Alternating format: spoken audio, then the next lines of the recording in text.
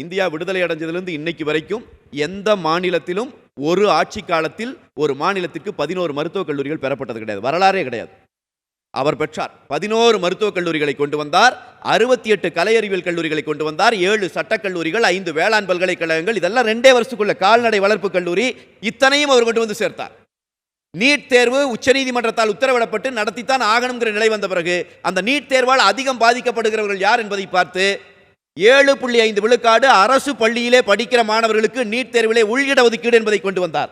அவருக்கு அன்றைக்கு இருந்த ஆளுநர் கையெழுத்து போடல.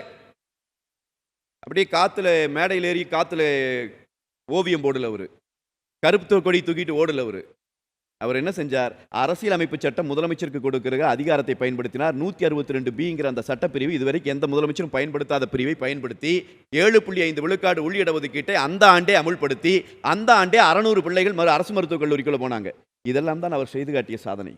இப்போ இது மாதிரி என்னால் தொடர்ச்சியாக பட்டியலிட முடியும். 2000 அம்மா மினி கிளினிக்களை கொண்டு வந்தார். இப்போ நாம் தமிழரும் சரி தாவேக்காவும் சரி இந்த ஆட்சிக்கு வராத 2 கட்சிகளும் மறுபடியும் சொல்கிறாங்க பாருங்க, கல்வி இலவசமாக இருக்க வேண்டும், மருத்துவம் இலவசமாக இருக்க வேண்டும். கல்வி இலவசமாக இருக்க வேண்டும் என்பதற்கு எடுக்கப்பட்ட அந்த முயற்சி தான் 11 மருத்துவக் கல்லூரிகள்.